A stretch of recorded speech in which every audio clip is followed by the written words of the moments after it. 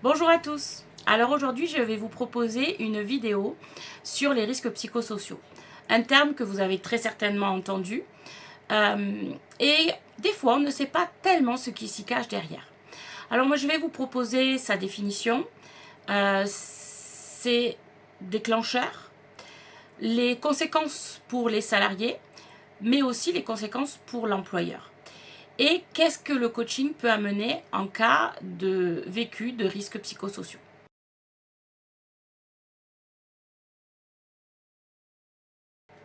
Alors la définition, je vais vous la lire parce qu'elle est très efficace.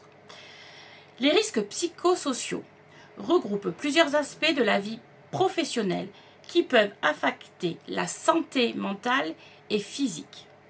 Ils incluent le stress, le harcèlement moral, la violence au travail, mais aussi des facteurs organisationnels comme une mauvaise gestion du temps ou un manque de soutien de la part de la hiérarchie. Ils peuvent subvenir dans n'importe quel type d'entreprise et à n'importe quel niveau hiérarchique. Comme je vous l'ai dit, très efficace. On comprend tout de suite ce qui se cache derrière.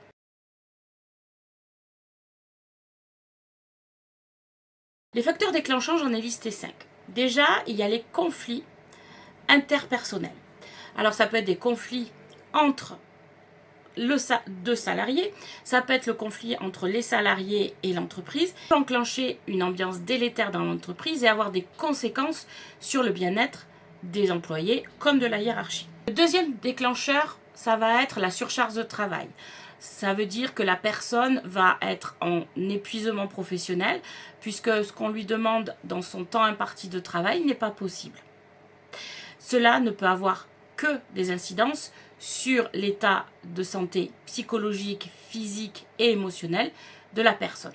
Le troisième déclencheur est le manque de reconnaissance, ce qui va entraîner très certainement un manque de motivation, un manque d'implication au fur et à mesure.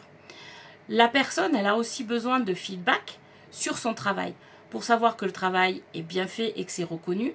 Même s'il est mal fait, on peut faire un feedback positif, mais ça veut dire qu'on s'intéresse à ce que la personne a fait. Quand on fait un feedback négatif, cela ne veut pas dire aller malmener la personne. Ça veut juste lui dire, voilà ce qu'il y a de bien, voilà ce qu'il y a de mal, voilà comment on peut évaluer, qu'est-ce qu'on peut faire. Et ça va être de la reconnaissance. Le quatrième déclencheur, ça va être le manque d'organisation, une hiérarchie floue. On ne sait pas qui fait quoi, comment, pourquoi. Les personnes ne savent pas où se situer par rapport à leur poste, à leur mission, qui elles doivent contacter. Cela met un flou, une charge mentale aussi. Le cinquième déclencheur, ça peut être aussi les horaires de travail, sans que soit pris en compte la vie de la personne, ses contraintes personnelles, professionnelles, médicales, où les horaires sont vraiment donnés du jour au lendemain, par exemple. Je pense à une infirmière qui attend son emploi du temps, qui une semaine avant ne sait toujours pas si elle est 2 jours de nuit. Comment elle peut s'organiser dans son quotidien. Voilà, 5 des déclencheurs. Il y en a certainement d'autres.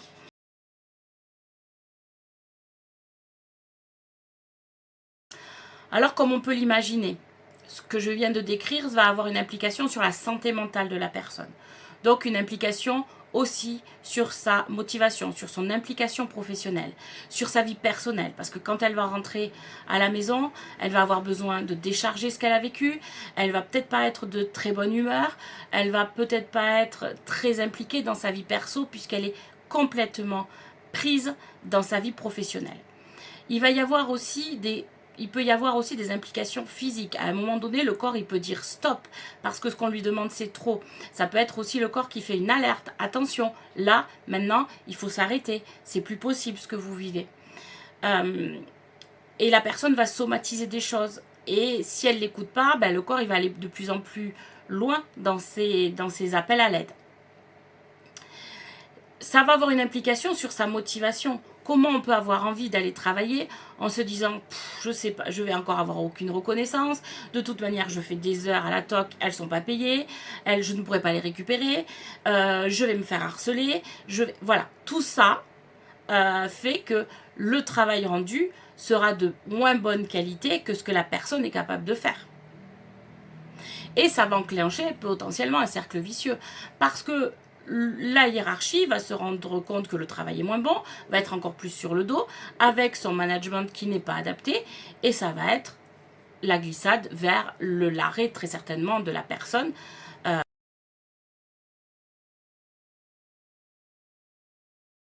Maintenant, il faut savoir qu'un management qui va enclencher des vrais risques psychosociaux va avoir des conséquences que les entreprises ne pensent pas forcément.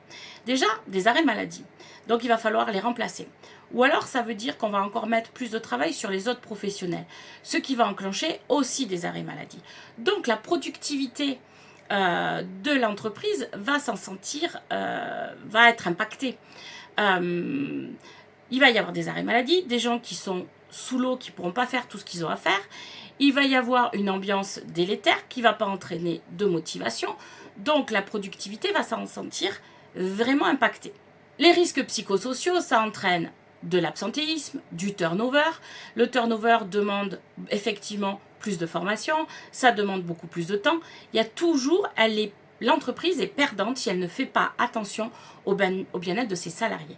Ça, beaucoup d'entreprises ne l'ont pas compris, mais un salarié qui va bien est un salarié qui est productif, qui n'est pas absent.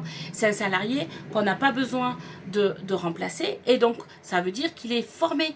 Alors ça ne veut pas dire qu'il n'aura pas le droit de la formation en continu, mais vous avez quelqu'un qui va être compétent à son poste. Et puis, ça peut avoir des conséquences juridiques pour l'entreprise. Parce que quelqu'un qui a des mauvaises conditions de travail, en fonction des preuves qu'elle a et de ce qu'elle a vécu, peut aller jusqu'au prud'homme.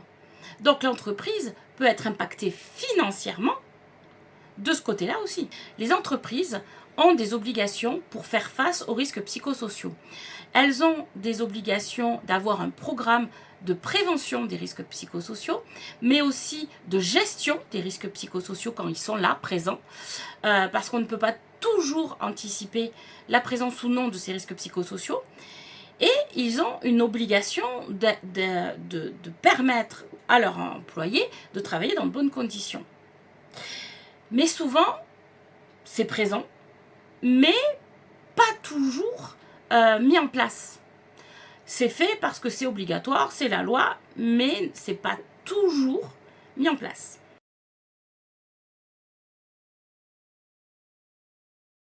Alors, en quoi le coaching peut être aidant quand on vit une situation complexe dans son entreprise? Alors déjà, le coaching, on va pouvoir faire tout un travail de prise de conscience de ce que la personne vit. Des fois, on a la tête dans le guidon et on ne s'aperçoit plus que ce que l'on vit n'est pas du tout adapté et n'est pas du tout normal. Donc déjà, ça peut être un travail de prise de conscience avec un accompagnement émotionnel derrière parce que c'est jamais évident cette prise de conscience. Ensuite, ça va être aussi de travailler les émotions. Quand on est face à des risques psychosociaux, on est mis à mal sur ses valeurs, sur ses besoins. Donc il y a de la colère, il y a de la tristesse, il y a de la frustration. Et on va pouvoir aller aussi gérer ces émotions. C'est-à-dire aller voir ce qu'elles nous disent, ces émotions. Est-ce que pour trouver des solutions pour sortir de cette situation infernale? Ensuite, ça peut être aussi l'accompagnement dans les transitions professionnelles ou dans le changement d'entreprise. Ça peut permettre à la personne de faire un point sur quel est son objectif professionnel en fait. Est-ce que l'entreprise où elle est répond à ses besoins, ses valeurs et son objectif professionnel? Par contre, quand on est face à des risques psychosociaux, le coaching ne va pas suffire. Le coaching va être adapté s'il y a tout un travail qui se fait pluriprofessionnel avec le médecin, la médecine du travail, le coach, parce que c'est quand même des choses qui peuvent être très graves. Notamment si on en arrive au harcèlement, à l'agression sexuelle ou aux attouchements sexuels, parce que ça existe en entreprise, hein, il ne faut pas se leurrer. Il y a aussi tout ce qui est management toxique, pathologique, où on ne se rend pas compte que ce qu'on vit, c'est agressif, c'est violent, parce que c'est dans ça que l'on vit tous les jours. On baigne là-dedans, et donc il faut prendre du recul.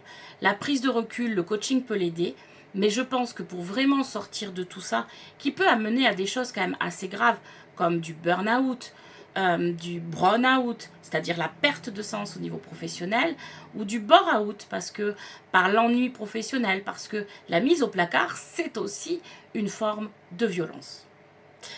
Voilà, les risques psychosociaux en entreprise, c'est un sujet qui est vraiment d'actualité. Alors si vous avez des questions, je vous propose de les mettre en commentaire. Je me ferai une joie d'y répondre, d'en faire des vidéos. Si vous avez aimé cette vidéo, aimez-la, partagez-la, commentez et abonnez-vous. Bonne journée!